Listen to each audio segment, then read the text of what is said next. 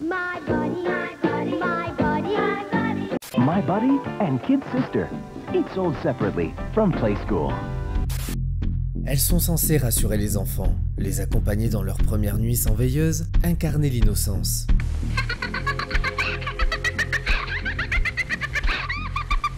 Et pourtant, depuis des décennies, les poupées n'ont cessé d'alimenter les pires cauchemars du cinéma d'horreur. Leurs visages figés, leurs yeux vitreux, leurs sourires éternellement crispés, tout chez elles respire le malaise. Et c'est précisément ce paradoxe, ce contraste entre leur apparence inoffensive et la terreur qu'elles peuvent inspirer, qui en fait des figures aussi puissantes à l'écran. Bien avant que Chucky ne déboule avec son couteau et ses punchlines, le 7e art s'est amusé à donner vie à ses jouets dérangeants. Dans les années 40 déjà, Dead of Night proposait un ventriloque tourmenté par sa marionnette. Puis il y a eu Magic avec Anthony Hopkins ou encore les segments cultes de la 4e dimension et Trilogie de la terreur, où des poupées possédées se mettaient à attaquer leurs propriétaires dans des accès de folie meurtrière. À chaque fois, c'est la même chose. L'objet familier devient étranger, inquiétant, incontrôlable.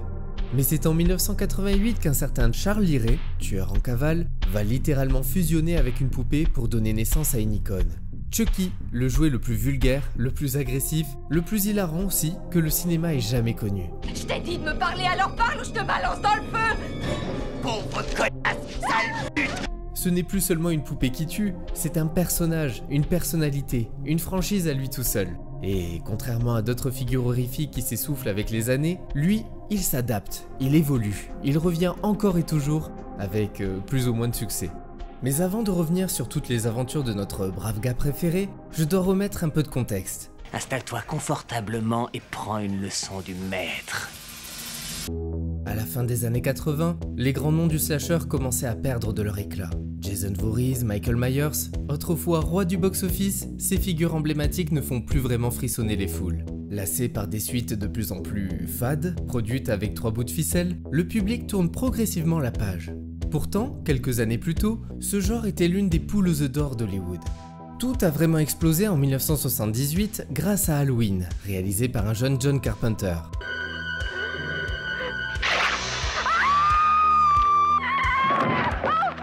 Avec un budget de 300 000 $, le film en rapporte plus de 70 millions à travers le monde. Un coup de maître qui déclenche une avalanche de clones. Dès lors, les producteurs se ruent sur la formule gagnante. Une silhouette meurtrière, des adolescents un peu trop fêtards, un soupçon de sexe et beaucoup d'hémoglobine. Le slasher est né.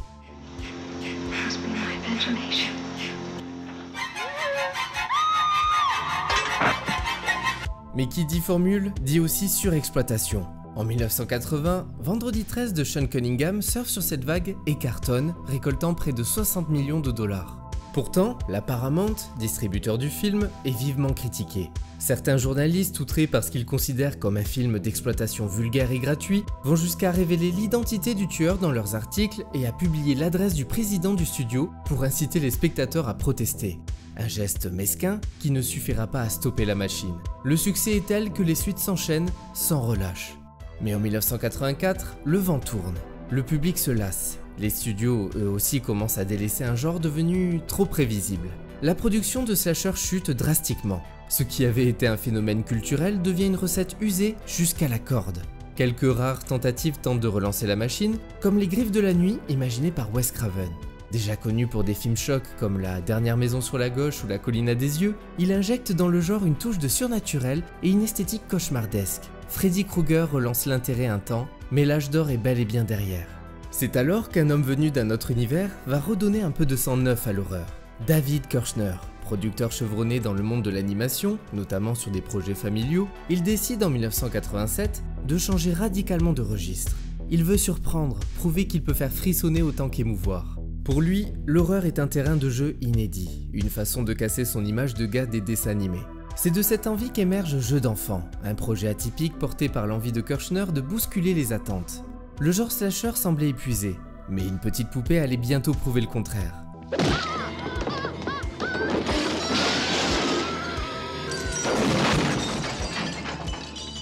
Après avoir bouclé la production du film d'animation Fievel et le Nouveau Monde, David Kirshner tombe sur un roman intitulé The Dollhouse Murders. L'intrigue y suit 3 adolescentes qui, grâce à une maison de poupées trouvée dans un grenier, tentent d'élucider le meurtre de leurs grands-parents.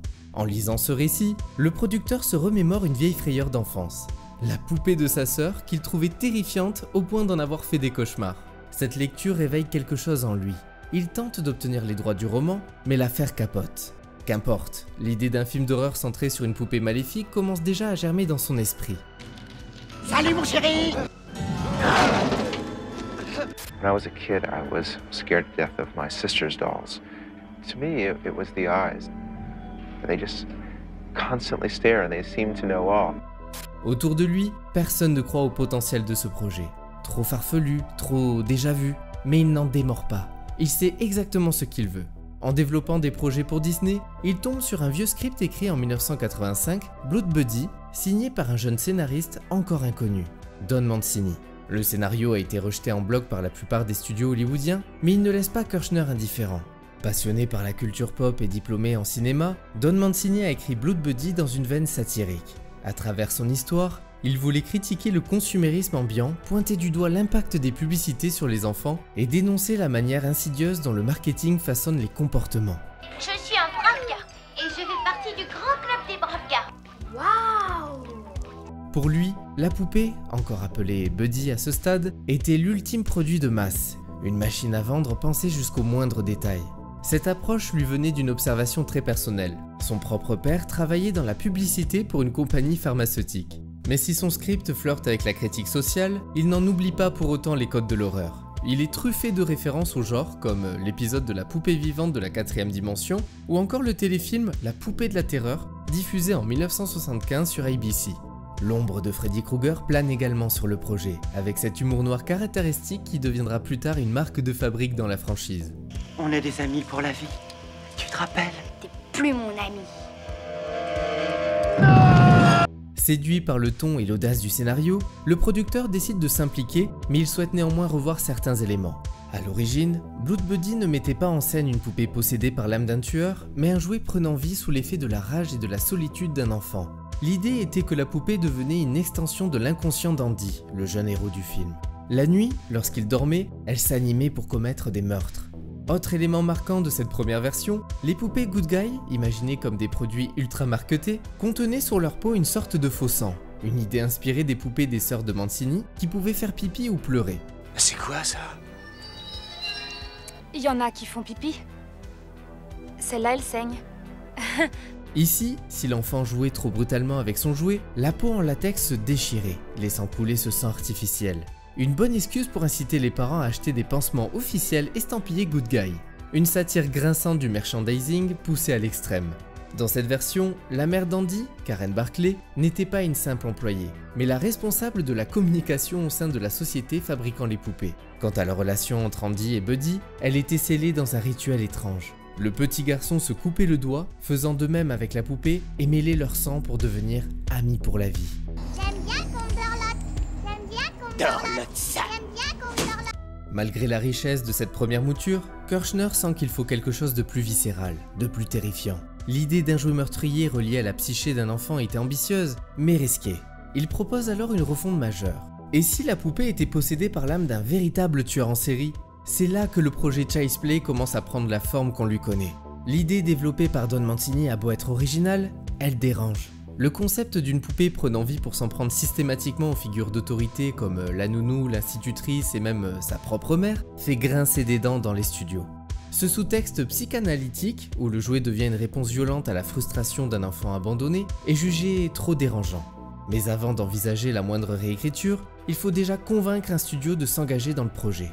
Toujours aussi déterminé, le producteur joue alors une autre carte. Il donne vie à Chucky sur papier. S'appuyant sur des descriptions de Mancini, il dessine la poupée dans un couloir sombre, menaçant, une ambiance qui tranche radicalement avec le côté coloré et joyeux des jouets habituels. Il envoie cette illustration à United Artists, un studio qui avait pourtant déjà rejeté le scénario. Pari réussi. Le visuel fait son effet. Le studio rappelle immédiatement Kirchner pour lui annoncer qu'il est prêt à produire le film, à condition d'y apporter des modifications importantes. Par contre, les dirigeants ne veulent pas de Don Mancini. Deux autres noms entrent alors en scène.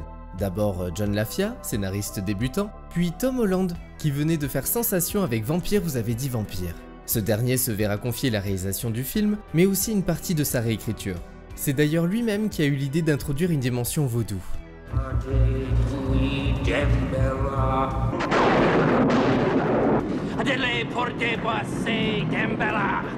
Fini la poupée nourrie par l'inconscient d'un enfant seul, désormais, Chucky serait le résultat d'un rituel occulte, l'âme d'un tueur en série piégé dans un jouet. Tu veux dire que je dois vivre ce qui me reste de vie dans ce putain de corps? There's something about dolls and dolls coming alive that's a common fear that everybody understands because they felt it as children or they... Bien qu'évincé du processus, Mancini ne garde aucune rancune. Au contraire, il reconnaît le travail d'Holland, notamment pour avoir ouvert le récit à davantage de scènes d'action et d'éléments spectaculaires. Des séquences comme l'attaque dans la voiture ou les explosions viennent directement de lui.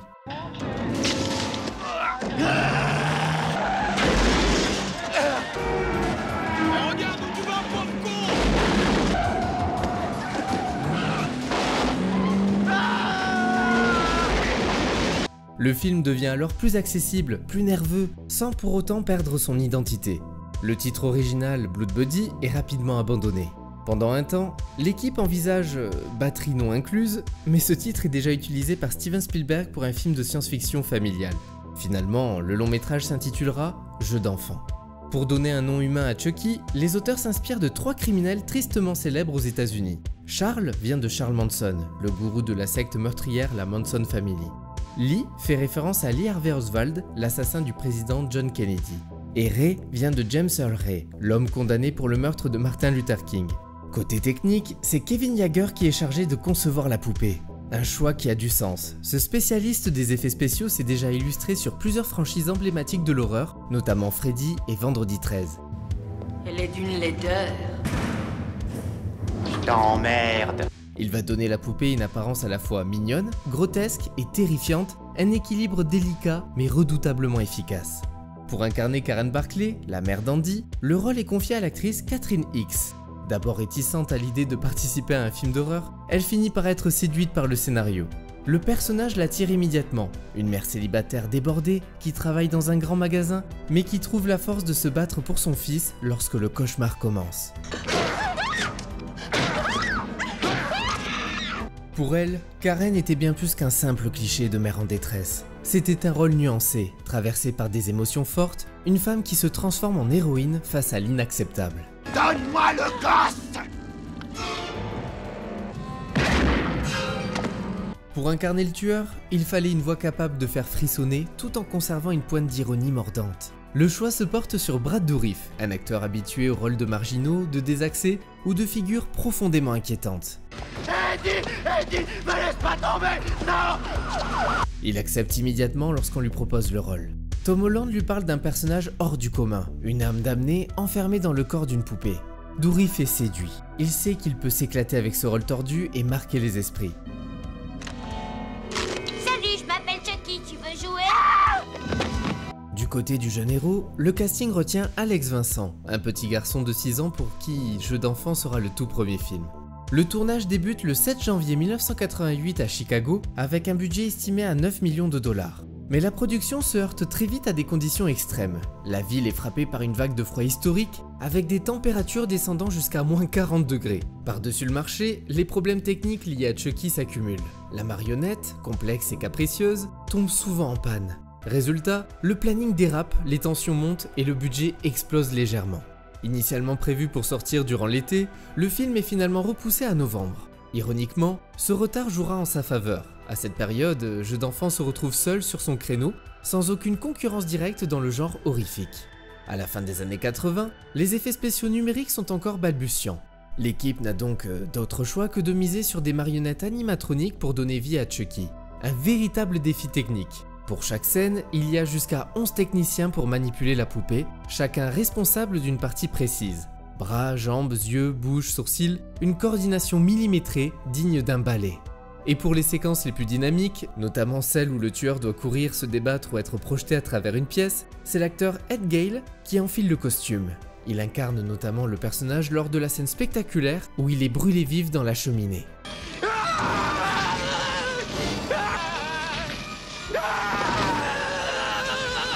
Le souci du détail va jusqu'à la construction du décor. L'appartement des Barclay est élevé à 1,50 m du sol afin de permettre aux techniciens de se glisser en dessous et de manipuler la marionnette à travers des trappes sans jamais apparaître à l'image. Mais une fois le tournage terminé, la première projection test tombe comme une douche froide. Le public juge le film trop long et surtout pas assez effrayant. Les séquences avec Chucky sont jugées trop présentes, ce qui casse le mystère. Pour corriger le tir, Kirchner et Mancini remontent le film, retirant près de 25 minutes, principalement des séquences d'enquête et certaines apparitions trop explicites de la poupée. L'idée, suggérer plutôt que montrer. Une stratégie inspirée des classiques comme Les Dents de la Mer ou Alien, où le monstre reste caché le plus longtemps possible pour mieux nourrir l'angoisse.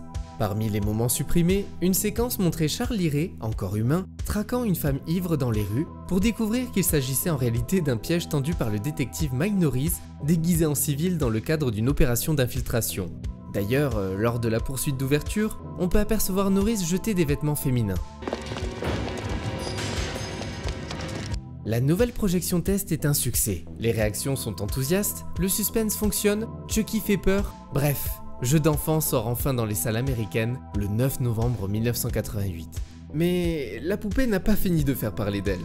Devant l'entrée principale de la MGM, un groupe de manifestants réclame l'interdiction du film, accusé d'inciter les enfants à la violence. Évidemment, les médias se précipitent sur place pour couvrir l'événement. Devant sa télévision, David Kirchner assiste tendu aux images en direct. À ses côtés, Jeffrey Hilton, un collaborateur chez MGM, lui assure qu'il peut désamorcer la situation en 10 minutes. Hilton descend, discute brièvement avec le leader du groupe et, à la surprise générale, les manifestants se dispersent aussitôt. Les deux hommes se serrent la main et l'incident est clos.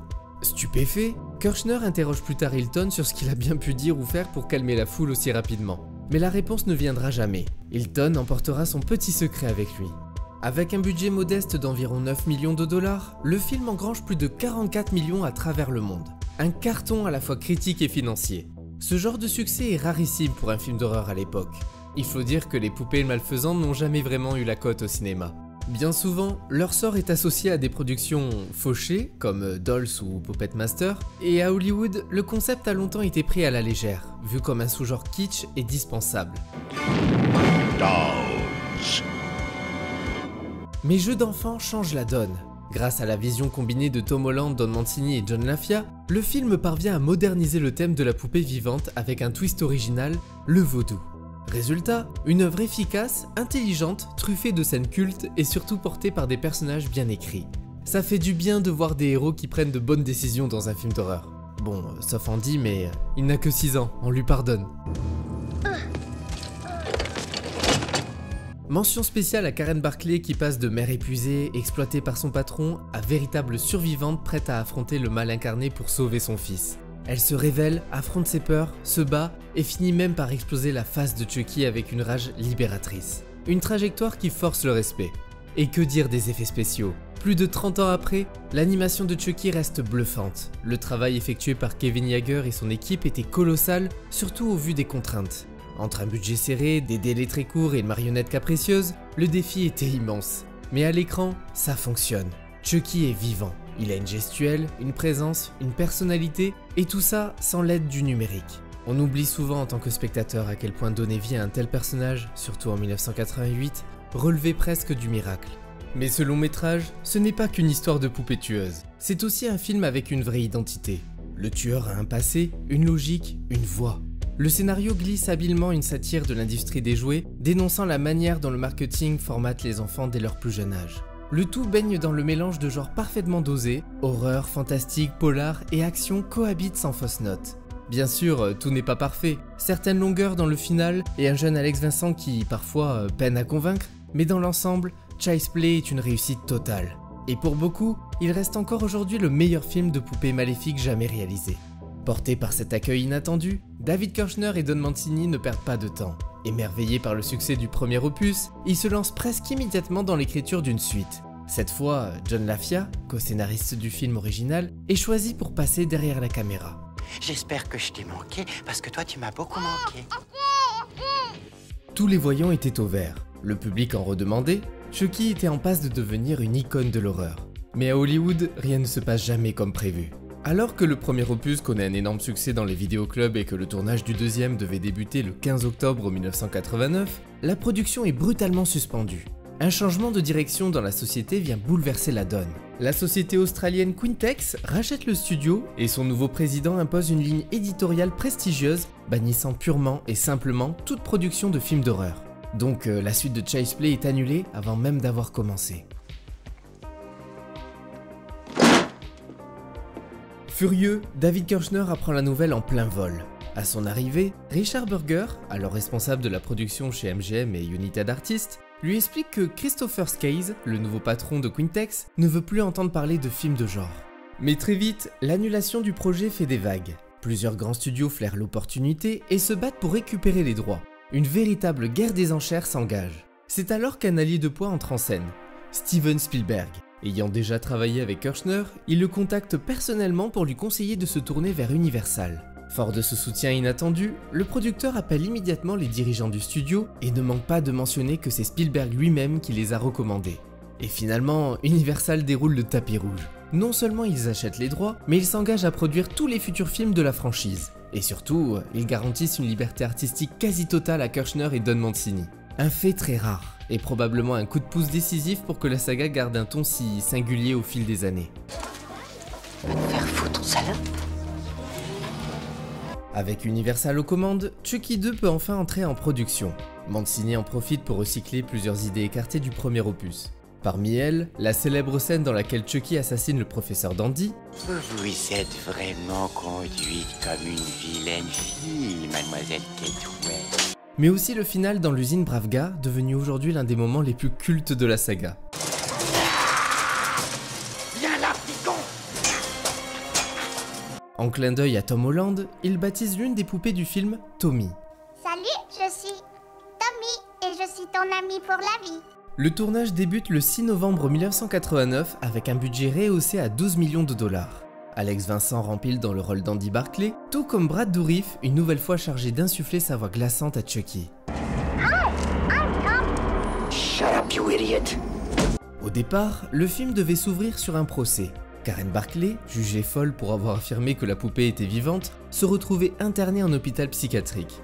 Catherine Hicks et Chris Sarandon devaient reprendre leur rôle, mais malheureusement, faute de budget, ces scènes sont coupées dès la phase de pré-production. Merde. Une décision frustrante pour les fans, mais ça n'empêchera pas le film de trouver sa propre voie. Sur ce deuxième volet, John LaFia, désormais réalisateur, innove dans la manière de concevoir les scènes avec Chucky. Contrairement au premier film, il demande à Brad Dourif d'enregistrer toutes ses répliques à l'avance.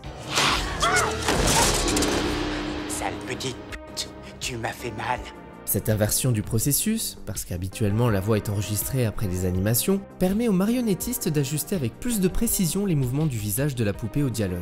En revanche, cela signifie que Dourif est rarement présent sur le plateau, son travail ayant été effectué en studio bien en amont.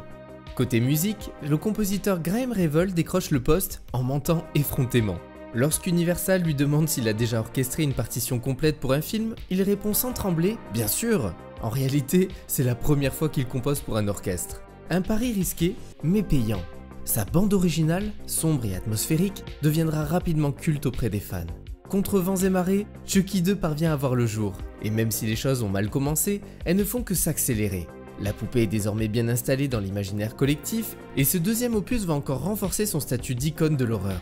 Pendant la post-production, plusieurs scènes intéressantes passent malheureusement à la trappe. L'une d'elles montrait la poupée fouillant dans la valise d'un cadre de la société Bravga, tandis qu'une autre, bien plus marquante, présentait une fin alternative où la poupée reprenait vie.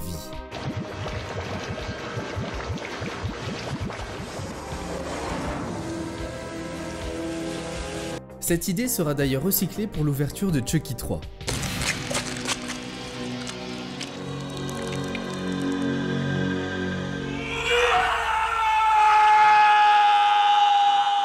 Le long métrage sort finalement le 9 novembre 1990, soit exactement 2 ans jour pour jour après Jeux d'enfant.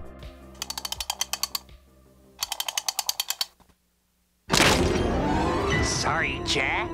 Chucky's back. Child's Play 2. L'histoire reprend peu de temps après les événements du premier opus. Andy Barclay, désormais séparé de sa mère, est placé dans une famille d'accueil. Il y fait la connaissance de Kyle, une ado débrouillarde. Je ne suis jamais restée plus d'un mois chez quelqu'un. Vu ton attitude, ça se comprend. Pendant ce temps, la société Bravga, désireuse de redorer son image après l'affaire Barclay, prend la décision insensée de récupérer la dépouille calcinée de la poupée. Le corps est restauré et, sans surprise, l'âme de Charlie Ray refait surface.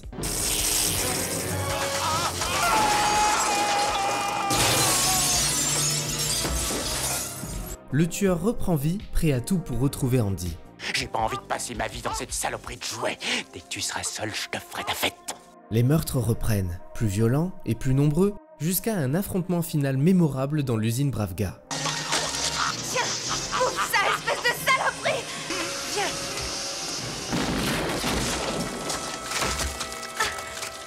Dès sa sortie, le film cartonne. Il décroche la première place du box-office américain dès son week-end d'ouverture, avec plus de 10 millions de dollars pour terminer sa course au-delà des 30 millions.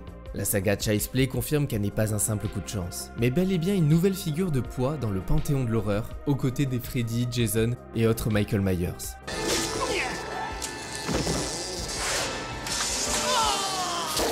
Chucky 2 est une suite géniale et généreuse remplie de moments cultes, et je vais y revenir juste après. Par contre, au niveau de l'histoire, elle ne me convainc pas totalement. Attention, ce n'est pas du tout un mauvais film. Il possède même de vraies qualités, notamment un rythme efficace, des meurtres inventifs, une ambiance plus fun et des idées visuelles marquantes. Mais comparé au premier, scénaristiquement, il me laisse sur ma faim. Ce qui me passionnait dans Jeux d'enfant, c'était justement cette progression réaliste, cette tension psychologique et surtout la bascule vers le fantastique vécu à travers le regard d'adulte rationnel. Le fait que Karen Barclay et 2 policiers soient témoins de la nature démoniaque de Chucky ouvrait la porte à une suite bien plus sombre, presque orientée thriller ou polar. Et c'est là que cette suite me déçoit. Toutes ces pistes sont balayées. Karen est expédiée en hôpital psychiatrique, une info lâchée en une ligne, et on ne reverra jamais ni elle, ni Mike Norris, ni son coéquipier Jack. Pourtant, à la fin du premier film, le doute subsistait avec cette phrase forte. Tu me crois maintenant? Ouais. Mais qui est-ce qui va me croire, moi, hein? Donc, cette suite prend un virage beaucoup plus frontal. Dès les premières minutes, le tueur est ressuscité et l'intrigue repart sur les rails d'un slasher classique. Plus de morts, plus d'action, plus de rythme, mais aussi moins de profondeur.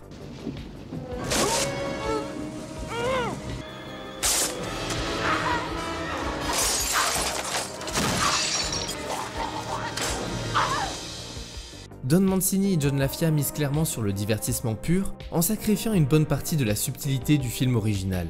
C'est Chucky qui vient pour te tuer!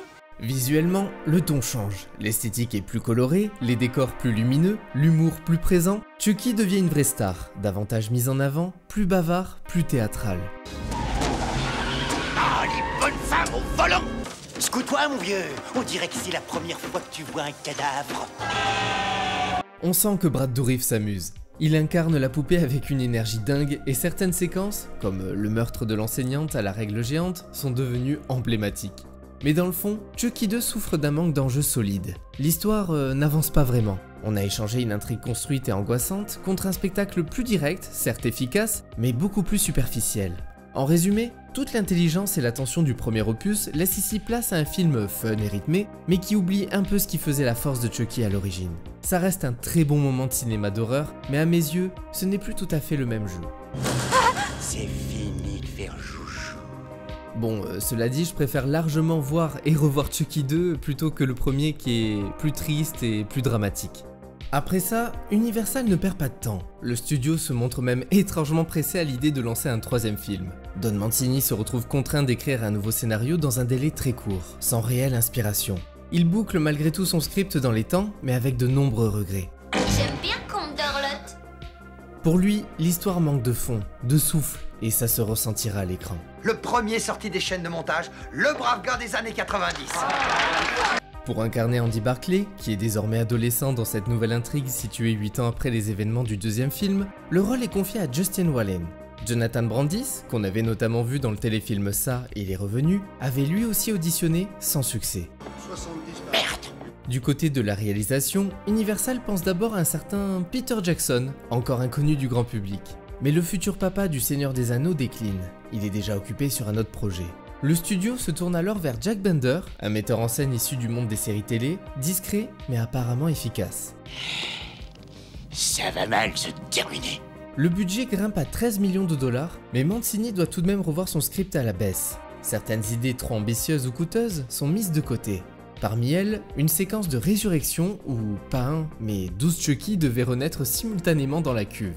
Une idée délirante qui ne sera finalement exploitée que bien plus tard dans le 7e volet. Je me suis jamais senti aussi vivant. Évidemment, t'es vivant depuis 2 minutes. Dans ce 3e film, nous retrouvons donc Andy en 1998, désormais pensionnaire d'une école militaire après plusieurs passages en famille d'accueil.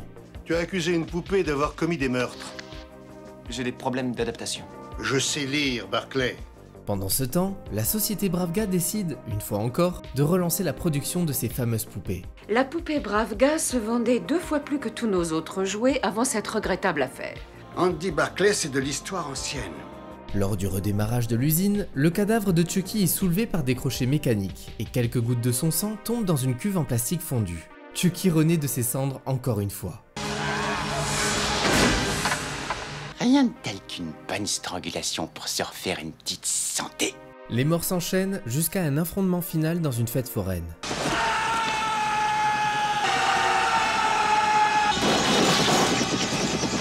Malheureusement à sa sortie, cette nouvelle aventure fait un flop. Avec 20 millions de dollars de recettes mondiales pour un budget de 13 millions, le film peine à convaincre. Wrong again, wimp. Chucky's back. Don Mancini lui-même n'est pas fier de ce qu'il a écrit. Il manque de temps, d'énergie, et ça se voit. Là où Jeux d'enfants avait une approche originale du genre et où Chucky 2 offrait au moins un divertissement bien emballé, ce 3e épisode marque un vrai coup de mou.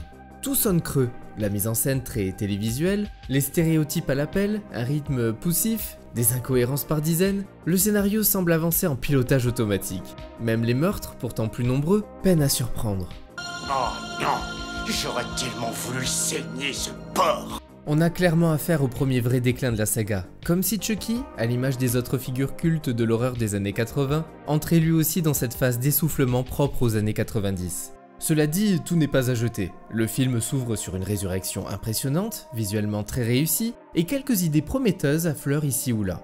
La séquence où Chucky remplace les balles d'un exercice militaire par des vrais aurait pu être d'une intensité folle, mais elle passe à côté de son potentiel.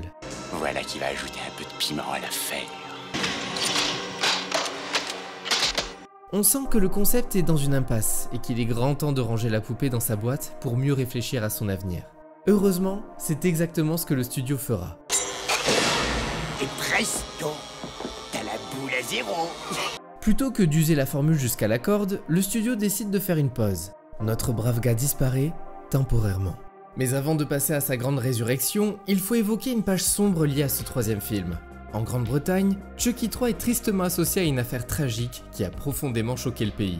Le 12 février 1993, James Bulger, un enfant de 2 ans, est enlevé dans un centre commercial par 2 garçons de 10 ans, John Venable et Robert Thompson. L'enfant sera torturé puis assassiné. Lors de l'enquête, il a été suggéré que l'un des jeunes meurtriers aurait vu le film peu de temps avant et que certaines scènes l'auraient influencé. Cette idée relayée par certains médias servait sans doute à tenter de rendre compréhensible l'incompréhensible. Mais Albert Kirby, responsable de l'enquête, précisera plus tard que cette théorie reposait sur peu de choses. Venable ne vivait pas avec son père, celui qui avait loué la cassette, et les chances qu'il ait réellement vu le film étaient minimes. Aucune preuve tangible ne viendra confirmer un lien de cause à effet, et la conclusion officielle affirmera qu'il n'y avait, en réalité, aucune connexion entre Chucky 3 et le meurtre. Malgré cela, le long métrage garde depuis une réputation sulfureuse au Royaume-Uni, toujours teintée de cette tragédie. Salut, lieutenant. Après ce flop, le duo Mancini-Kirchner comprend qu'un simple retour à la formule d'origine ne suffira plus. La saga a besoin d'un second souffle, un changement de ton. Le travail sur un 4e opus démarre donc dès 1996, en pleine mutation du paysage horrifique. Et cette fois, pas question de faire comme avant. Mais pour bien comprendre le virage pris par la fiancée de Chucky, il faut revenir un peu en arrière. Au début des années 90, c'est officiel, la fête est finie pour les tueurs masqués. Après avoir squatté les écrans pendant plus d'une décennie, les slashers s'essoufflent.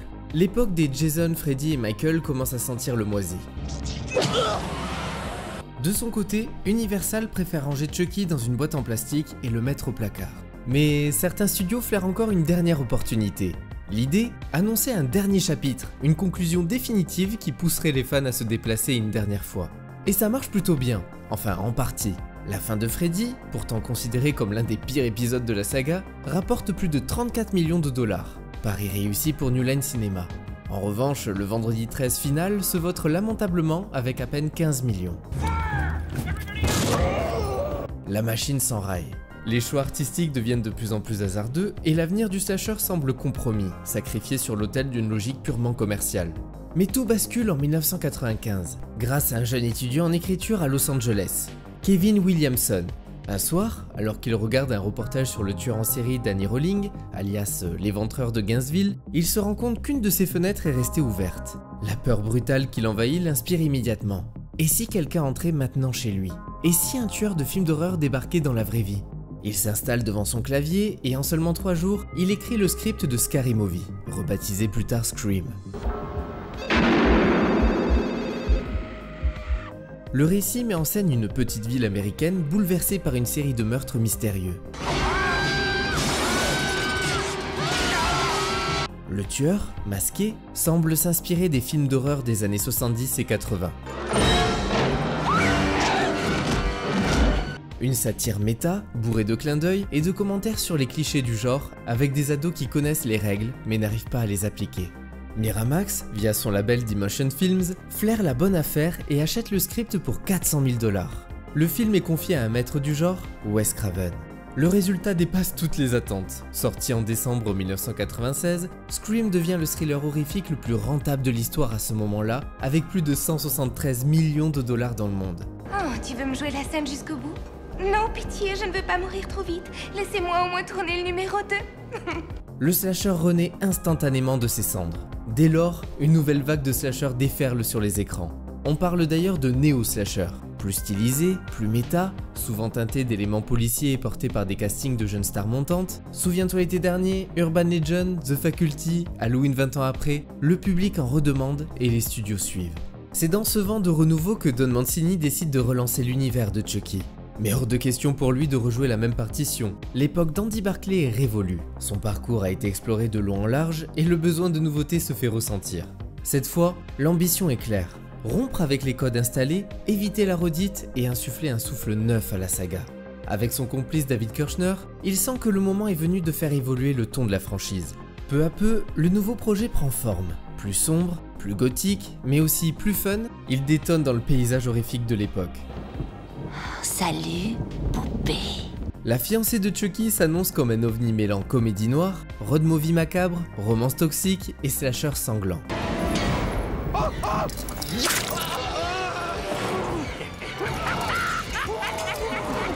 Un mélange inattendu, mais totalement assumé. Et c'est l'occasion parfaite pour introduire une nouvelle figure culte, Tiffany. Barbie, elle peut aller se rhabiller. Ancienne complice et dernière amante de Charlie Ray avant sa mort, elle devient la pierre angulaire de cette renaissance. Dès le départ, le rôle est conçu pour Jennifer Tilly, dont la voix reconnaissable entre mille et l'aura sensuelle colle parfaitement à cette poupée gothique et déjantée. Maintenant! L'actrice est surtout connue pour son rôle de Violette dans Bound, un thriller sulfureux des sœurs Wachowski. J'ai entendu un hurlement. T'inquiète pas, c'est Bound qui passe à la télé. Mancini ne s'attend pas à ce qu'elle accepte de jouer dans un film de poupée tueuse. Mais surprise, non seulement elle accepte, mais elle adore le concept. Fascinée depuis longtemps par l'inquiétante ambiguïté des jouets humains, elle voit en Chucky un mélange de frissons enfantins et de comédie macabre et comprend instinctivement ce qui rend le personnage si culte. Pour mettre en scène cette nouvelle direction plus déjantée, plus stylisée, le choix du réalisateur se porte sur Ronnie Yu. Ce cinéaste hongkongais s'est fait remarquer avec La mariée aux cheveux blancs, une œuvre visuellement flamboyante qui a séduit Kirshner et Mancini.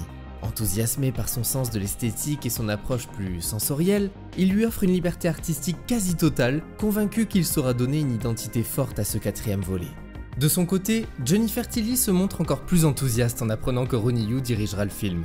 Elle voit immédiatement le potentiel de cette nouvelle version de Chucky, bien plus en phase avec les années 90. Pour l'amour du ciel, Chucky, ramène tes fesses dans les années 90. On ne poignarde plus depuis Bonnie and Clyde. Brad Dourif reprend une fois de plus son rôle. Le duo qu'il forme avec Tilly fonctionne à merveille et leur complicité s'épanouit même en dehors des scènes. Oh, je t'aime. Lors de l'enregistrement de la fameuse scène de sexe entre les deux poupées, les comédiens devaient simplement simuler quelques gémissements. Finalement, ils improvisent des répliques complètement barrées qui feront éclater de rire l'équipe technique. T'as pensé à mettre un caoutchouc? Regarde-moi, je suis en caoutchouc. Mais tu sais, je croyais que t'étais en plastique. Côté musique, Graeme Revell revient à la composition comme il avait fait avec succès pour Chucky 2. Il signe ici une bande-son aux accents gothiques et rock, parfaitement en accord avec l'ambiance délirante du film. Une des meilleures bandes originales de la saga. Putain, la musique se barre en couille depuis que je suis mort. L'intrigue se déroule environ un mois après les événements de Chucky 3. Tiffany, toujours amoureuse de Charlie Ray, réussit à retrouver la dépouille calcinée de la poupée et la ramène à la vie grâce à un nouveau rituel vaudou. Salut! Salut. En fouillant dans ses affaires, elle découvre une bague et croit naïvement qu'il comptait la demander en mariage le soir de sa mort. Mais la vérité est tout autre. Il ne s'agissait que d'un trophée volé à une victime. Tu veux dire que tu ne voulais pas me demander en mariage? Déçue et furieuse, Tiffany l'enferme dans un parc pour bébés et, en guise d'humiliation, lui offre une poupée en robe de mariée. Par cette bague, je t'épouse. Son ex-amant ne tarde pas à se venger. Il la tue et transfère son âme dans le jouet qu'elle lui avait offert. Sale petit enfoiré! Qu'est-ce que tu m'as fait? Les deux ex-tourtereaux se retrouvent donc coincés dans des corps en plastique, obligés de cohabiter malgré leurs ressentiments dans une version trash et hilarante de la guerre des roses. Pour à nouveau posséder des corps humains, ils doivent se rendre dans le New Jersey où repose Charlie Ray, enterré avec une amulette capable d'inverser le sortilège. Ne pouvant pas se déplacer seul, ils manipulent un jeune couple d'adolescents, Jesse et Jade, pour qu'ils les transportent jusqu'à destination tout en cachant leur véritable intention. Mais très vite, le road trip tourne en bain de sang. À chaque étape, les morts s'accumulent et le mystère s'épaissit autour des jeunes amoureux. Le voyage devient un cauchemar où Chucky et Tiff s'aiment, se disputent, tuent, se réconcilient, tout ça dans des corps miniatures et avec un humour noir parfaitement assumé.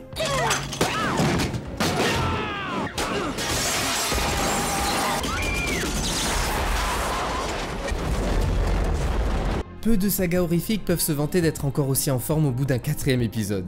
Pourtant, Bride of Chucky fait bien plus que sauver la franchise, elle la réinvente.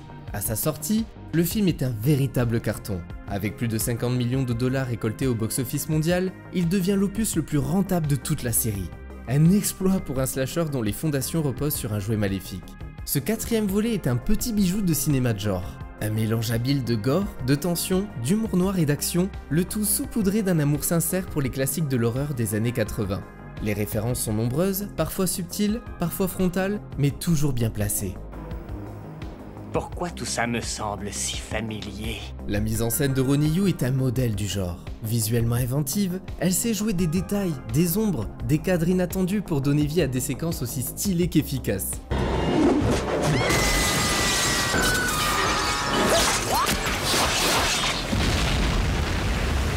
Rien n'est laissé au hasard, et on sent que derrière l'humour, il y a un vrai soin de réalisation. C'est un plaisir de retrouver notre poupée préférée dans une forme olympique, plongée cette fois dans une histoire totalement inédite. Malgré ses qualités, la trilogie Chase Play tournait franchement en rond. L'arc d'Andy Barclay semblait avoir atteint ses limites. La fiancée de Chucky ose tout changer. Nouveau décor, nouveau ton, nouveaux personnages, et surtout, une liberté artistique totale. Sexe, violence, absurdité assumée, dialogue cinglant, humour noir et éclaboussure de sang en pagaille, le film prend un virage plus adulte sans jamais renier ses racines. La bande-son signée Graeme Revell accompagne parfaitement cette renaissance. Une partition à la fois ironique et épique quand il le faut et qui épouse l'esthétique gothico-trash du film avec une précision chirurgicale.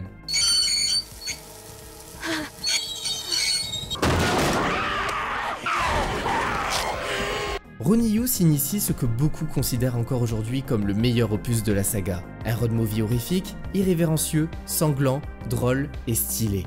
Tout ce qu'on attend d'une bonne suite. respecter le concept d'origine tout en osant le pousser dans une nouvelle direction.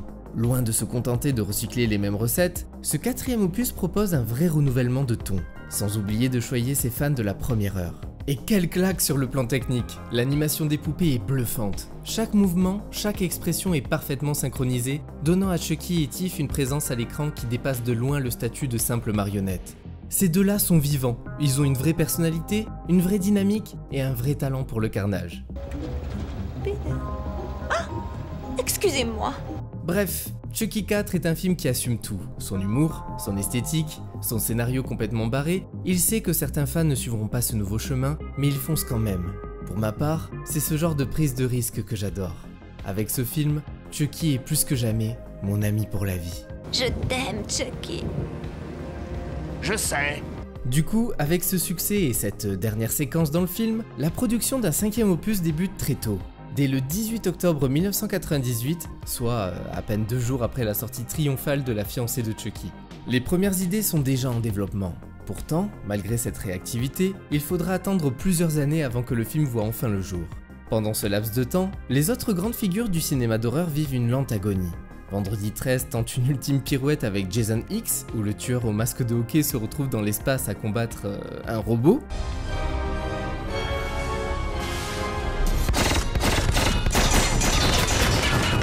De son côté, Halloween touche le fond avec Résurrection, où Michael Myers fait irruption dans une télé-réalité filmée à l'intérieur de sa maison d'enfance.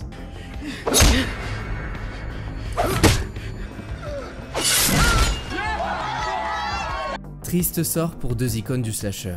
Mais Chucky, lui, il est en pleine forme. Fort du succès du mélange horreur et comédie de l'épisode précédent, Mancini décide de pousser le curseur encore plus loin. Pour cette 5e aventure, il s'inspire du film culte Glen or Glenda, Deadwood, sorti en 1953. Un film totalement improbable à l'époque, qui abordait déjà frontalement la transidentité. Et c'est précisément cette thématique que l'auteur va injecter dans le scénario en s'appuyant sur la fin improbable de La fiancée de Chucky, qui se terminait sur un accouchement. Je t'ai dit de te réveiller tout de suite. Oh. Je suis quoi? Le scénariste imagine alors l'enfant de Chucky et Tiff comme une créature douce, sensible, à milieu de la cruauté de ses parents. Pourquoi vous tuez plein de gens? C'est un passe-temps, tout, ça nous aide à nous détendre. Une figure en pleine quête identitaire, tiraillée par la dysphorie de genre. Un choix audacieux et surtout très inattendu. En tant qu'homme gay et l'un des rares auteurs ouvertement queer dans le cinéma d'horreur aux côtés de Kevin Williamson ou Clive Barker, voilà une opportunité d'aborder les thèmes LGBT dans un cadre grand public, mais de manière complètement subversive. Il veut éviter les récits plombés par de bonnes intentions pesantes, préférant une approche plus libre et décalée. Nom de Dieu, t'es qui, toi? Petite merde. Dans son esprit, le contraste est hilarant. Imaginez Chucky, ce tueur sans pitié, faire face à un enfant poli, inoffensif et non genré. Un rejeton qui ne veut ni tuer, ni torturer, mais juste comprendre qui il est. Et puisque le film aborde déjà les thèmes atypiques pour le genre, Mancini décide de poursuivre le virage amorcé dans La fiancée de Chucky. Ce nouvel opus ne sera pas un simple film d'horreur, mais bel et bien une comédie noire, mordante, parsemée de gore et de réflexions identitaires. Avec cela, l'auteur sait qu'il entre en terrain glissant. Et c'est exactement ce qu'il veut. Problème, Universal s'attendait à une suite plus classique, un retour à l'horreur pure, avec un fils sanguinaire prêt à reprendre le flambeau. En découvrant le scénario, le studio est désarçonné. Les retours sont négatifs. Selon eux, c'est trop drôle, c'est trop gai. Le projet ne colle pas du tout à leur vision. Le script est donc rejeté. Mais il n'a aucune intention de faire des compromis. Pas question de réécrire pour assurer les financiers. Il veut assumer pleinement ce virage méta, cette auto-parodie délibérée. Eh les gars, je crois qu'il y a Tiffany qui a un bras qui se barre en couille.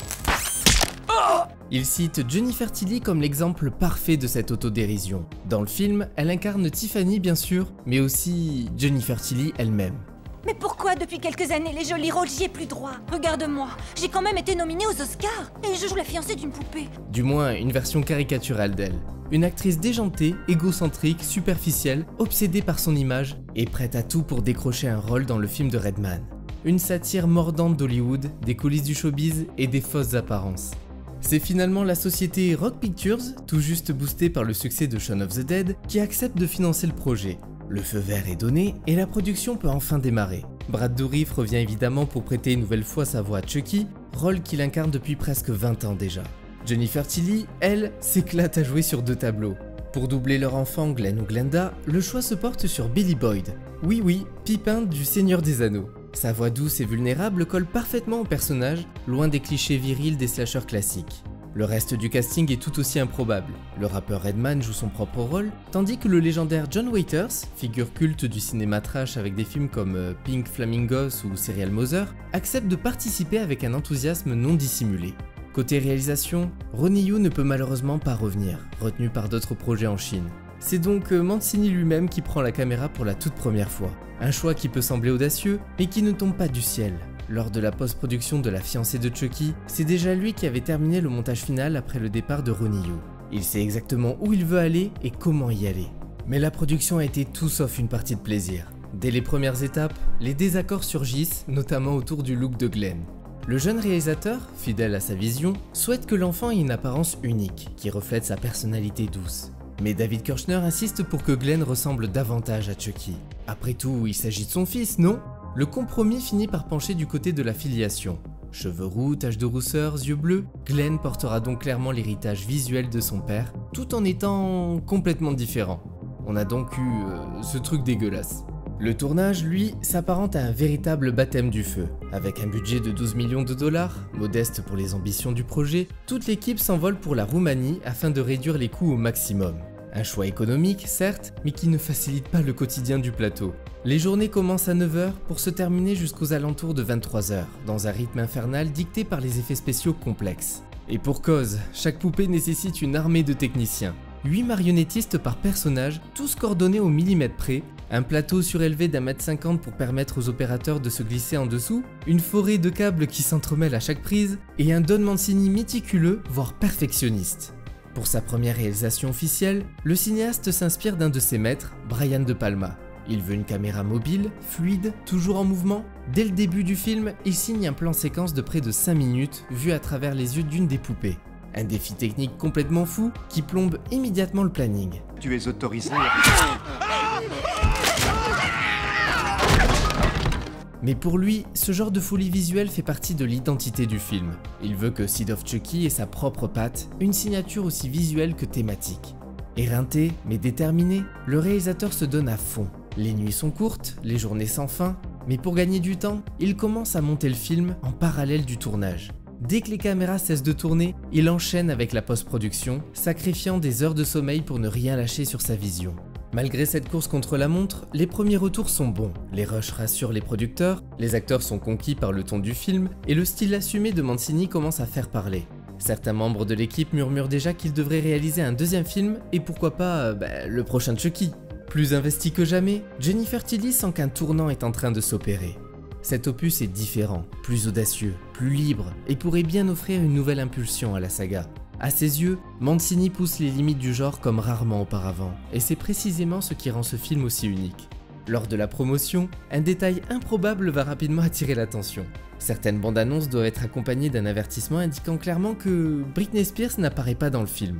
La raison, un gag du film utilise une doublure pour représenter la chanteuse, et l'équipe de Britney, craignant que ses fans se ruent en salle en croyant la voir à l'écran, exige qu'un message soit ajouté.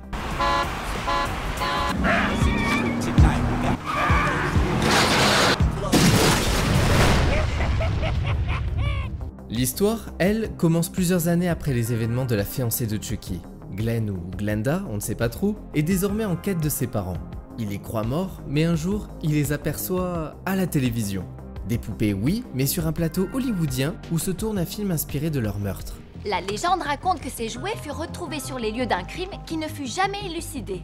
Intrigué, ému et sans repère, l'enfant part donc à leur recherche. Une fois ses parents ressuscités à l'aide du médaillon magique, les tensions ne tardent pas à éclater. Chucky veut un fils, Tiffany veut une fille. Et pendant que Madame rêve de transférer son âme dans le corps glamour de l'actrice Jennifer Tilly, Chucky, lui, est bien décidé à rester une poupée. Je suis Chucky, la poupée de sang, et j'adore ça. Et c'est là qu'on réalise que le fils de Chucky ressemble plus au début d'une très mauvaise blague qu'à un film d'horreur.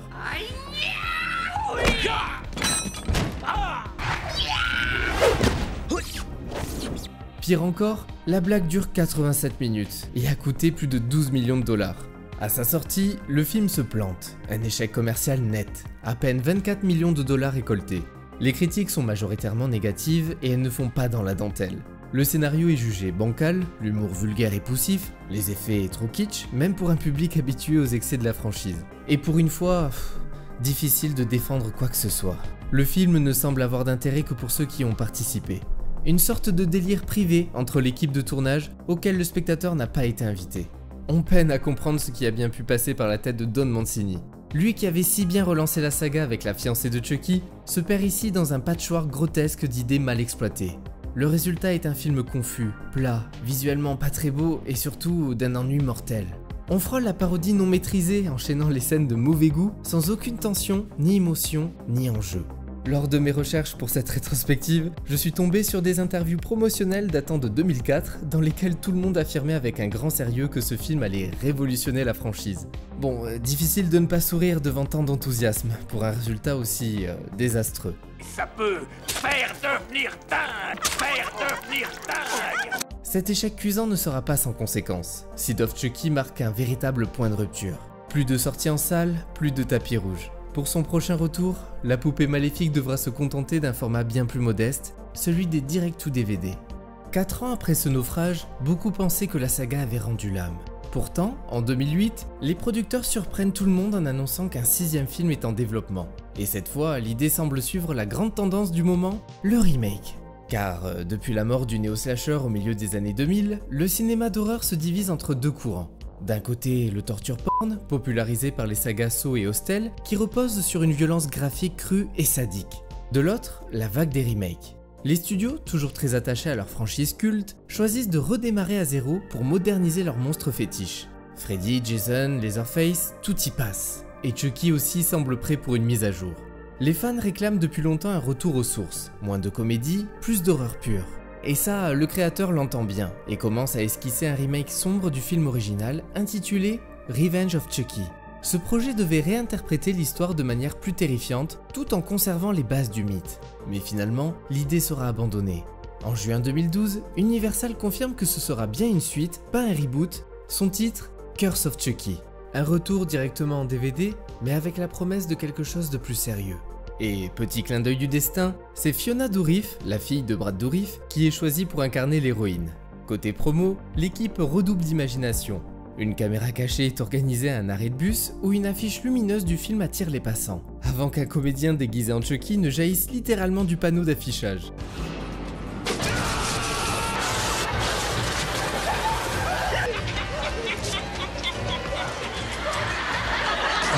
L'action se situe 4 ans après le 5e film.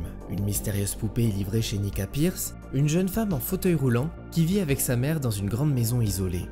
Salut, je m'appelle Chucky. Tu veux jouer? Chucky commence alors à éliminer les membres de la famille un par un, jusqu'à ce que l'on découvre que Sarah, la mère de Nika, est en réalité celle qui avait prévenu la police des agissements de Charlie Ray juste avant sa mort. Chucky est donc ici en mission de vengeance. Nika, contre toute attente, survit au massacre, mais elle est arrêtée et jugée coupable des meurtres. Elle est envoyée dans un hôpital psychiatrique, tandis qu'un policier en charge de la poupée comme pièce à conviction se rend compte que cette dernière respire. Avant qu'il ne puisse réagir, Tiff surgit, puis récupère Chucky et l'expédie par la poste à une nouvelle victime. C'est une denrée périssable? Mettez simplement autre. Dans une scène post-générique inattendue, Andy Barclay, héros des 3 premiers films, fait son grand retour. Chucky surgit de son colis, prêt à attaquer, mais Andy l'attend de pied ferme, fusil en main, un coup de feu, écran noir, fin. Sorti en DVD et Blu-ray le 8 octobre 2013, Curse of Chucky engrange près de 4 millions de dollars rien qu'aux États-Unis en un mois, pour un budget de seulement 2,8 millions. Universal satisfaite, validera rapidement une suite. Le film reçoit même des critiques globalement positives, beaucoup saluant le retour à une ambiance plus sombre.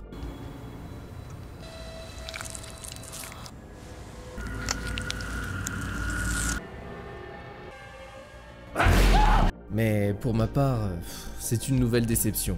J'attendais beaucoup de ce retour annoncé comme plus sérieux, plus ancré dans l'horreur. Et dès l'affiche, j'ai su qu'un truc clochait. Ce Chucky... c'est quoi cette tête ? Bouffi, figé, presque gonflé, ce n'est pas mon Chucky, et le film en lui-même ne fait que confirmer mes craintes. L'intrigue est creuse, les personnages sont sans intérêt et le casting est d'une mollesse assez infligeante. La famille centrale, censée être le cœur du film, est insipide et les meurtres, pourtant supposés être un point fort, manquent d'inventivité, de tension ou d'impact.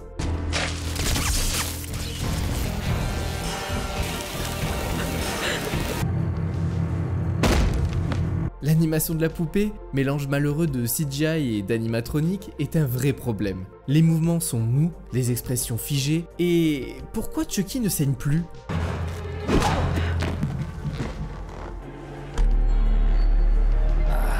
Encore une incohérence de plus à ajouter à la longue liste. Le seul moment qui a su capter mon attention, c'est la scène cachée après le générique. Le retour d'Andy Barclay, bien amené, bien filmé, mais qui arrive littéralement à la toute dernière minute. Donc oui, la meilleure scène du film, enfin selon moi, c'est celle qui arrive quand tout est déjà fini. C'est un peu con. Enfin voilà, après avoir ruiné tout le potentiel qu'avait amené la fiancée de Chucky, Don Mancini prouve une fois de plus qu'il n'est pas du tout fait pour gérer tout seul un projet cinématographique. Et ça, ce n'est que le début. Qu'est-ce que je vais faire de lui? Je le bute ou je le laisse vivre pour m'en inspirer? Ce n'est pas avec le 7e opus que ça va s'arranger. Niveau anecdote de tournage, ce n'est pas la folie. Le seul événement marquant, la fuite du film. 2 semaines avant sa sortie officielle, le retour de Chucky est balancé dans son intégralité sur YouTube. Un piratage qui provoque la fureur de Mancini, qui s'empresse de dégainer un tweet pour exprimer son agacement. Aux génies qui ont divulgué Cult of Chucky et tweeté à ce sujet, félicitations! Non seulement vous êtes bêtes, mais maintenant les avocats d'Universal savent qui vous êtes. Tu sais quoi? T'es la prochaine. On retrouve Nika Pierce qui est toujours internée dans un hôpital psychiatrique. Elle croit désormais que Chucky n'a jamais existé, que tout n'était que le fruit de sa psychose. Son médecin, le très douteux Dr Foley, la transfère dans un nouvel établissement. Un hôpital bien évidemment lugubre, avec un personnel incompétent et des patients tous plus caricatureux les uns que les autres. De son côté, Andy, qui n'a visiblement pas réussi à tourner la page de son enfance cauchemardesque, vit seul avec une petite surprise cachée chez lui. La tête de Chucky, toujours vivante, qu'il torture régulièrement. Le carnage reprend lorsque Tiff, toujours dans le décor, fait livrer une poupée Bravga à but thérapeutique dans l'hôpital. Très vite, une série de meurtres s'enchaîne. Andy comprend que plusieurs poupées sont possédées et pour en finir, décide de s'infiltrer dans l'établissement. À l'intérieur, le chaos s'installe. Chucky parvient à transférer son âme dans plusieurs corps à la fois. Il possède même Nika, qui retrouve miraculeusement l'usage de ses jambes grâce à cette possession démoniaque. Mais le clou du spectacle arrive dans la scène post-générique. Kyle, qu'on n'avait pas revu depuis Chucky 2, débarque dans la maison d'Andy. Kyle, on va bien s'amuser. Cette 7e aventure apporte environ 2 millions de dollars en vente physique. Pas de quoi pavoiser, mais suffisant pour couvrir son budget et de faire survivre la saga encore un peu. Et comme pour Curse, les premières critiques sont plutôt positives. Et là, je reste perplexe. Je veux bien croire que Don Mancini est animé de bonnes intentions, mais à l'écran, c'est une catastrophe. L'esthétique est plate, les dialogues sonnent faux, le jeu des acteurs est affligeant, et la mise en scène est passable. Le décor de l'asile, qui est censé nous mettre mal à l'aise, fait plus cheap que menaçant. L'ambiance ne fonctionne jamais. La poupée, encore une fois, a changé de visage, et non, je ne m'y fais pas. Ce nouveau look façon enfant démoniaque est censé vraiment faire peur. Il ne fait que souligner l'incohérence visuelle permanente de la saga depuis 2 films. Les meurtres, eux, tombent dans une surenchère de violence gratuite sans réel impact. Et certains effets spéciaux sont, disons, un peu gênants. Le retour d'Andy, pourtant prometteur, ne sert finalement à rien. Et cette nouveauté magique où Chucky peut se démultiplier et posséder plusieurs corps en même temps, aurait pu être exploitée intelligemment. Mais même là, le film ne va nulle part. Pourquoi possède-t-il Nika, lui qui voulait la tuer dans la malédiction de Chucky? Aucune explication, rien.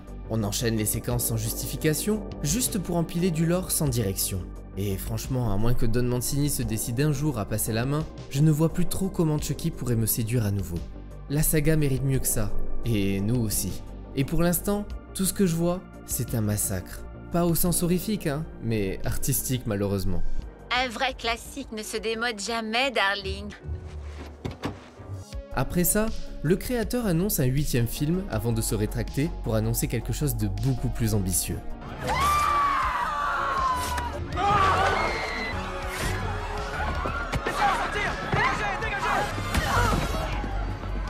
C'est en travaillant sur la série Hannibal qu'il a eu une illumination. Et si l'avenir de la poupée Bravga ne passait plus par le cinéma, mais par la télévision?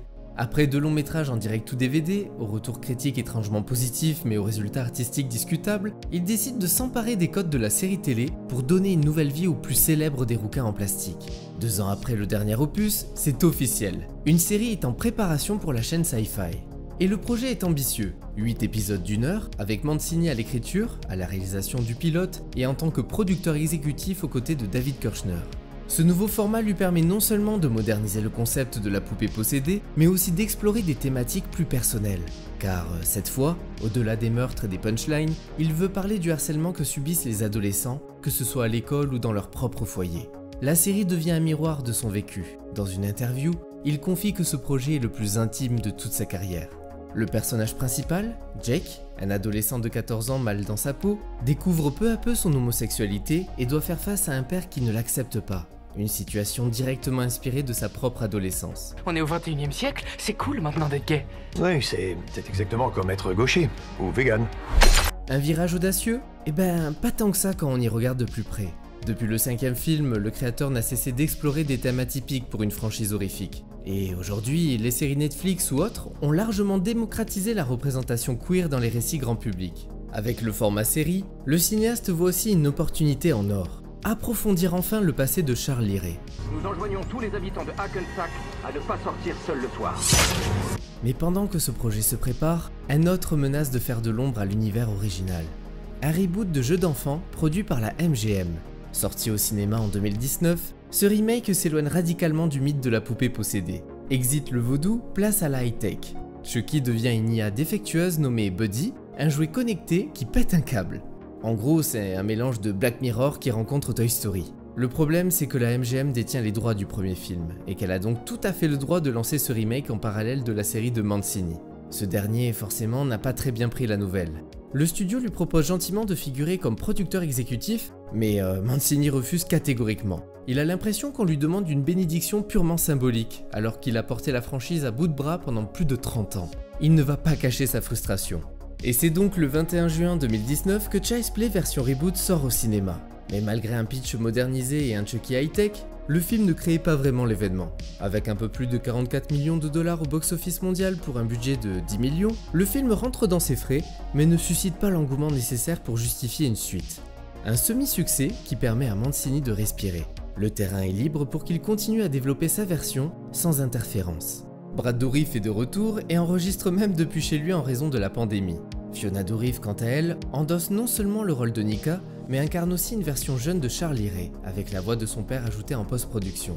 Alex Vincent, Christine Elise et Jennifer Tilly sont également de retour. Du côté des nouveaux visages, Devon Sawa incarne 2 personnages, les jumeaux Weller. Zachary Arthur, qui comme Jake, décroche le rôle sans même connaître les films originaux, ses parents l'ayant toujours empêché de voir des films d'horreur. Le tournage commence officiellement le 29 mars 2021 à Toronto, après un retard causé par la pandémie. Pour le design de Chucky, Mancini exige un retour au look culte de Chucky 2. Tony Gardner et Peter Shevako sont chargés de la fabrication. L'animation repose principalement sur l'animatronique. Jusqu'à 7 marionnettistes sont mobilisés sur chaque plan. Le numérique n'est utilisé qu'en retouche pour effacer les mécanismes, et pour certaines scènes, un enfant prénommé Jacob sert de doublure. Pour la promotion, plusieurs trailers sont lâchés sur le net. L'un d'entre eux attire particulièrement l'attention. Une vidéo qui rend hommage au film Magic sorti en 1978, dans lequel un ventriloque sombre peu à peu dans la folie sous l'influence de sa marionnette. J'en ai parlé en début de vidéo. We're dead. Josephine Levine presents Magic. But I'm still gonna kill you. USA and Sci-Fi. Et maintenant, il est temps de voir ce que cette première saison a vraiment dans le ventre. Mais avant de plonger dans l'intrigue, une mise en garde s'impose. Si vous n'avez jamais vu les 7 films précédents, ou si vous ne vous souvenez plus très bien de qui est qui, préparez-vous à être un peu perdu. Jake, un adolescent solitaire de 14 ans, met la main sur une poupée Good Guy lors d'un vide-grenier. Évidemment, ce n'est pas pour jouer avec. Il a en tête un projet d'art contemporain un peu glauque. Le genre de création qui consiste à réassembler des objets d'enfance pour exorciser les traumatismes. Mais à la maison, ce genre d'initiative n'est pas franchement bien vu. Son père, conservateur, violent et totalement fermé à la personnalité de son fils, n'hésite pas à détruire son travail après un dîner de famille tendu. Le climat à la maison devient de plus en plus invivable. Le lendemain, il tente de revendre la poupée au lycée, histoire de tourner la page. Mais l'humiliation continue. Il devient la cible de moqueries, notamment de Lexi, la copine de son cousin Junior. C'est à ce moment-là que les choses basculent. Un appel mystérieux lui parvient. Il s'est passé des choses bizarres dernièrement? Je veux dire, avec Chucky. Le soir, en inspectant le jouet de plus près, Jake découvre qu'il fonctionne sans pile. Peu après, une dispute éclate avec son père qui découvre son homosexualité. La scène est brutale, Jake est frappé. Le tueur voit une opportunité. Il s'en prend alors au père de Jake. Pour l'adolescent, c'est un choc, mais aussi paradoxalement, une libération. Contraint d'emménager chez son oncle et son cousin Junior, le jeune homme s'enfonce dans une spirale de confusion. Il devient une proie idéale pour Chucky, qui ne se cache plus. Et putain de Idaho. Ha ha.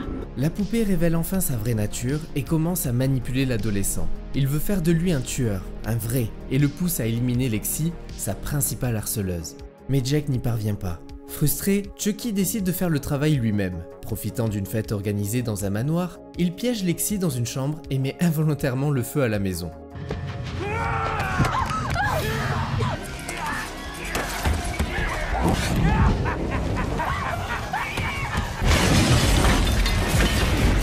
La jeune fille survit de justesse et ce retournement change la donne. Elle réalise que Jake n'est pas son ennemi, mais bien la poupée.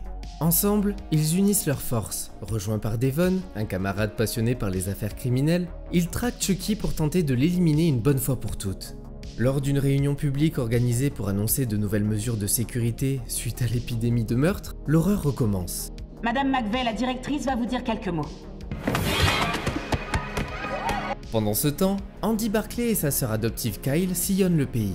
Leur mission, retrouver et détruire toutes les poupées possédées. C'est toi qui m'oblige à faire ça. Au même moment, Tiffany Valentine, désormais totalement fusionnée avec la personnalité de l'actrice Jennifer Tilly, rachète l'ancienne maison du tueur. Elle y séquestre Nika, toujours possédée par Chucky, mais qui, à certains moments, parvient à reprendre le contrôle sur son corps. Je suis où là? Le plan de Chucky, lui, prend une ampleur inédite. Avec l'aide de Tiff, il prévoit d'envoyer 72 poupées Good Guy à des enfants à travers le pays. Mais pour réussir un tel transfert d'âme multiple, une condition doit être remplie. Une personne innocente doit commettre un meurtre afin d'offrir son âme au dieu Damballa. Et Chucky sait exactement sur qui miser. Junior, brisé par la mort récente de sa mère.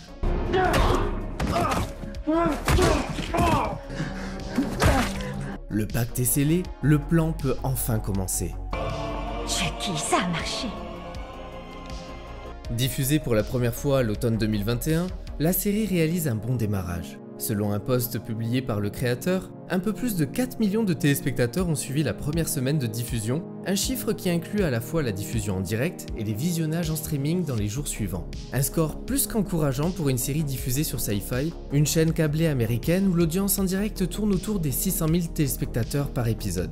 Le bouche à oreille fonctionne, la communauté de fans répond présent et la critique dans l'ensemble se montre bienveillante. Ce retour en grâce ne passe pas inaperçu et très vite, la chaîne décide de renouveler la série pour une deuxième saison. L'histoire reprend peu après le carnage. Jake, Devon et Lexi, désormais unis par les horreurs qu'ils ont vécues, tentent de reprendre une vie normale. Enfin, c'est ce qu'ils espèrent. Après avoir été séparés, les 3 adolescents sont envoyés dans une institution catholique, une sorte d'internat pour jeunes à problème, géré par des religieux stricts. Et évidemment, Chucky y trouve rapidement sa place. La série pousse encore plus loin le concept de la possession multiple. Plusieurs versions hantent les couloirs du pensionnat. Un Chucky bodybuildé obsédé par le fitness, un autre plus docile et presque attendrissant, sans oublier l'original, bien décidé à reprendre le contrôle.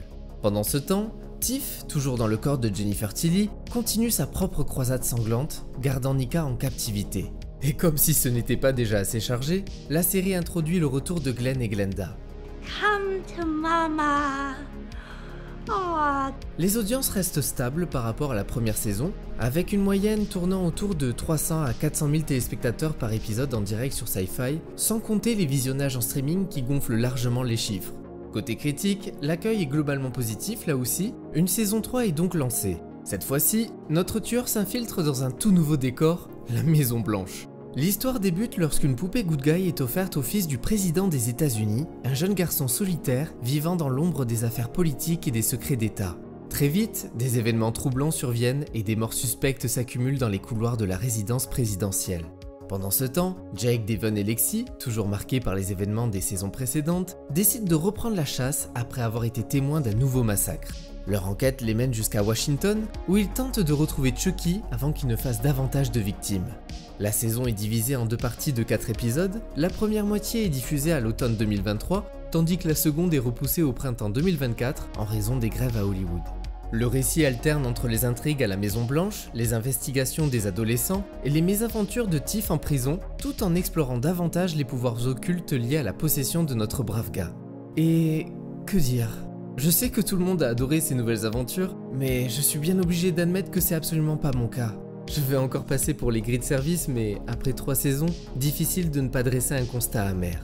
Ce projet avait tout pour fonctionner pourtant. Une icône de l'horreur encore ultra populaire, un créateur à la tête du projet, une base de fans fidèles, une mythologie déjà bien installée, et pourtant, le résultat tient davantage du patchwork incontrôlable que de l'œuvre maîtrisée. Dès les premiers épisodes, on sent pourtant une vraie intention, celle de rendre la franchise plus intime, plus personnelle. Mancini injecte des éléments autobiographiques, parle d'exclusion, de harcèlement, de construction identitaire. Il y a là une sincérité réelle, une volonté de sortir le personnage de sa simple fonction de tueur rigolard pour en faire le moteur d'un récit plus émotionnel, plus profond. Sur le principe, c'est une excellente idée, mais le problème, c'est l'exécution. La série ne sait jamais ce qu'elle veut être. Est-ce qu'on regarde une satire sanglante, un slasher pour ados, une tragédie familiale, une parodie méta, un swap gothique? À chaque épisode, le ton change. Ça cabotine, ça pleure, ça explose, ça rigole gras, ça se prend au sérieux, puis ça s'auto-parodie 10 minutes plus tard. Et le spectateur, lui, ne sait plus où se situer. Enfin, moi en tout cas. À force de ne pas trancher, Chucky devient un objet hybride, bancal, incapable de trouver une cohérence. Il n'y a plus vraiment de ligne directrice, juste un enchaînement de scènes tantôt absurdes, tantôt graves, tantôt embarrassantes. Narrativement, c'est pire. Les arcs narratifs se parasitent, s'interrompent sans jamais vraiment se conclure. On lance des pistes, on multiplie les personnages, les timelines, les clins d'œil, mais au bout du compte, l'histoire principale n'avance pas d'1 centimètre. Pire, à la fin de la saison 3, Chucky et Tiff sont redevenus des poupées comme si tout ce qui avait été mis en place pendant 3 saisons n'était qu'une boucle vide. On tourne vraiment en rond. Pourtant très riche, la mythologie est elle aussi sacrifiée. Le concept de la possession multiple introduit avec fracas est sous-exploité.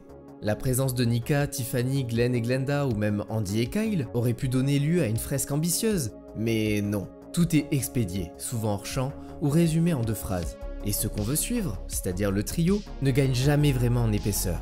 Mais parlons du vrai point noir. Le design de Chucky dans cette série est catastrophique. Inégal d'un plan à l'autre, parfois grotesque, parfois figé, il est devenu l'ombre de lui-même. L'animatronique est mal synchronisée, les expressions faciales sont soit trop molles, soit trop cartoon, et le rendu final donne parfois l'impression de regarder un sketch amateur sur YouTube. On est loin, très loin du réalisme crasse de jeux d'enfants, ou même du fun assumé de la fiancée de Chucky. Et quand des CGI viennent aider l'animation, c'est encore pire. Pourtant, visuellement, la série ne manque pas d'ambition. La photo est souvent soignée, la mise en scène inventive, et certaines séquences, notamment dans la saison 2, sont franchement réussies. Mais ce bel emballage ne suffit pas à masquer le vide au centre. Car Chucky aujourd'hui semble coincé entre 2 envies. Celle de rendre hommage à ce qu'il a été, et celle de devenir quelque chose de totalement nouveau, mais sans jamais réussir cette transition. Au fond, ce qui déçoit le plus, c'est que Don Mancini ne semble plus savoir quoi faire de son personnage. Un coup il va en faire un monstre tragique, un autre une machine à vannes, puis une métaphore LGBT, puis un pur slasher. Il veut parler de religion, de politique, de genre, de trauma, d'amour, mais tout ça finit écrasé sous une montagne de meurtres bâclés et de vannes faciles. Ce qui aurait pu être une série forte, radicale, surprenante, devient une mascarade confuse où plus rien n'a d'impact. Et c'est là que la frustration est totale. Chucky avait tous les ingrédients pour devenir une grande série d'horreur contemporaine. Il avait même une occasion en or de réinventer le mythe de la poupée tueuse pour le 21e siècle. Au lieu de ça, on a eu quelque chose de mal dosé, qui s'en mêle dans ses propres ambitions et s'abîme dans une auto-caricature navrante. Et pourtant, malgré tout, difficile pour moi de totalement enterrer notre good guy. Même si Don Mancini semble parfois perdu quant à la direction à donner à son personnage, on devine qu'il n'a jamais perdu la flamme. Il expérimente, il tâtonne, mais cherche encore l'équilibre. Et dans un monde où tant de franchises se contentent de republier la même histoire, cette audace reste précieuse. Mieux encore, il y a de la matière pour espérer. En mars 2024, il a confirmé qu'un 8e film était en préparation, toujours dans l'univers original.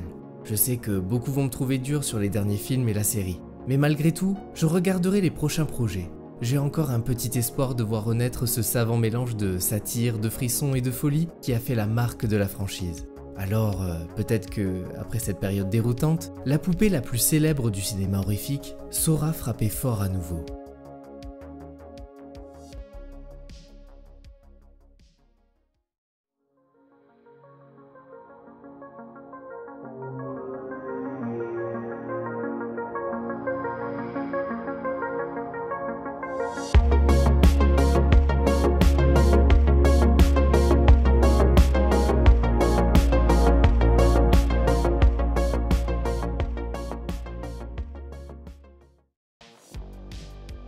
Ce n'est un secret pour personne, Jeux d'enfants s'inspire librement de la culture vaudou.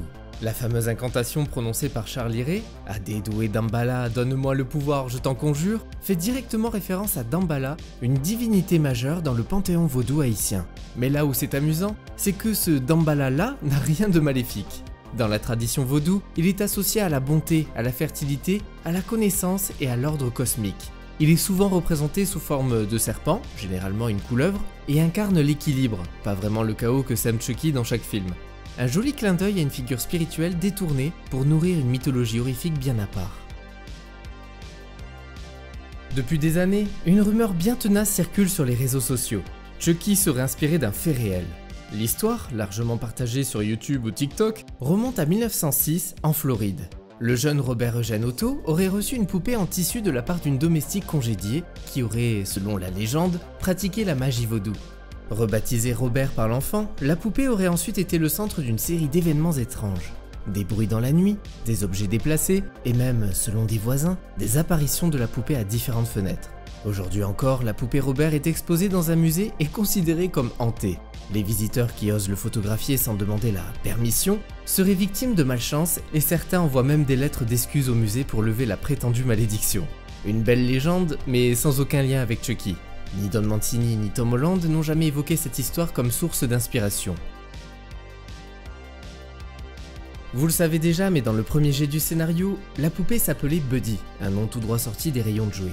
Le hic, c'est que Hasbro avait justement lancé à la même époque une ligne de poupées pour garçons baptisée My Buddy. Créée en 1985, cette gamme avait pour ambition d'apprendre aux petits garçons à prendre soin de leurs amis, un concept innovant, mais déjà un peu dérangeant pour certains à l'époque. Problème de droit oblige, Mancini doit abandonner le nom. Il opte alors pour Chucky, un diminutif qui s'inspire directement de Charles Manson, Lee Harvey Oswald et James Earl Ray, soit 3 des assassins les plus tristement célèbres des États-Unis. Dans le script original de Jeux d'enfants, la babysitter devait initialement mourir électrocutée dans une baignoire. Cette scène avait été envisagée comme l'un des premiers meurtres de Chucky, mais elle fut supprimée à la dernière minute pour des raisons budgétaires. Frustré de ne pas l'avoir utilisée à l'époque, Mancini a finalement décidé de la recycler dans La fiancée de Chucky. Le créateur adore parsemer ses films de références horrifiques, et Chucky 4 en est l'exemple parfait. Dès les premières minutes dans la salle des objets saisis, on aperçoit la tronçonneuse de Leatherface, le masque de Michael Myers, les griffes de Freddy Krueger et le masque de hockey de Jason Voorhees. Tout est là. Plus tard, un personnage nommé Damien Belloc rend hommage à la fois à Damien, l'enfant de l'Antéchrist dans La Malédiction, et à Madame Belloc, sa babysitter inquiétante. Le meurtre du policier avec ses clous fait référence à Pinhead, et l'affiche du film elle-même est une parodie directe à Scream 2. Le fils de Chucky, lui, rend hommage à Shining avec son affiche principale. La scène d'ouverture rappelle Halloween de Carpenter, tandis que le meurtre sous la douche est évidemment un clin d'œil à Psychose. Dans le 5e film, une scène clé divise les deux hommes à l'origine de la saga, Don Mancini et Brad Dourif. Lors du monologue final où Chucky déclare préférer rester une poupée, Dourif n'est pas convaincu. Pour lui, l'objectif ultime de Chucky a toujours été de redevenir humain. Et cette scène allait à l'encontre de cette obsession fondamentale du personnage. L'auteur, au contraire, voyait là une manière de faire évoluer la saga vers quelque chose de plus méta, de plus délirant.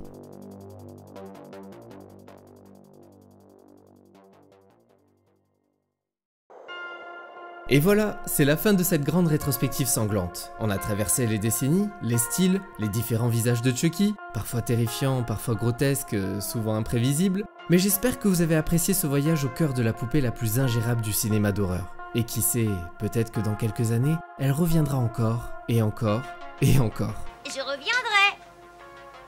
En tout cas, moi, je reviens très vite pour de nouvelles rétrospectives, mais en attendant, n'oubliez pas de commenter, liker et de vous abonner.